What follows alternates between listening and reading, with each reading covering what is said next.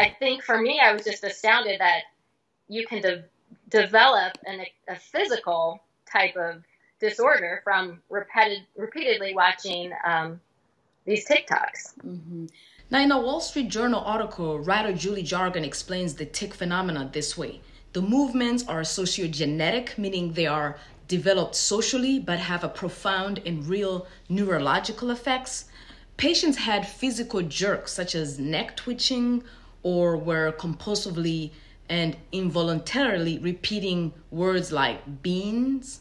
Why beans? They don't even explain the beans. I'm not sure why beans got in there. But, obviously what we think about, we bring about. If we're watching things over and over, and that's why I love the idea of ruminating on scripture, memorizing things that God has for us to hear, because those things are eventually going to come out also. But we have to insert that information more often and more regular than what the things we're seeing on TV or social media or with our friends. It's not just social media's fault. We're the ones who have to control what's going in. So could that be precisely what we're talking about? Influencers and those under the influence. Well, and that is the thing that really hit home, because I just came out with my new book called Soul Selfie, #NoFilter. And it's my second book. My first one's just called Soul Selfie. But it's the idea that we turn that camera back around on our own souls and take a look what's going on in there. And when I realized how people are being physically affected by the repetition of TikToks and other things from social media, it really makes me think about what's going on. That came after what started happening in here.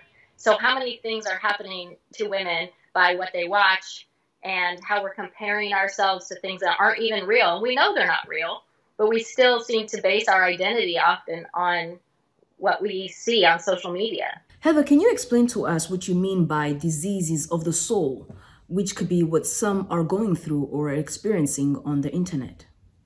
Well, one of the things that I learned from my leukemia journey is that God just said, Heather, you are a full-time job. And that meant that I needed to turn that camera back around and look at the things that were going on in me. So diseases of the soul, or common plagues of the heart, as I call them, are worry, fear, resentment, control, image management, comparison, jealousy, just to name a few. And I found that I'm not the only one who has those diseases. And unfortunately, they are chronic. And my goal in writing is to help you know that you're not alone in your struggles and that there's always hope. And so in your view, the internet has been where most people have been going to trying to find solutions to those diseases of the soul that you talk about in your writing? People are looking to the wrong sources for those answers. Even though it seems like we're really all connected, we're really isolated, because those aren't real.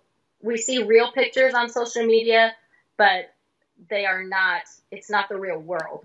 We only see a snapshot of their day and it looks perfect. But you didn't see the fight before the shot, and you didn't see the argument after the shot was taken, but we're comparing ourselves to that cute little picture.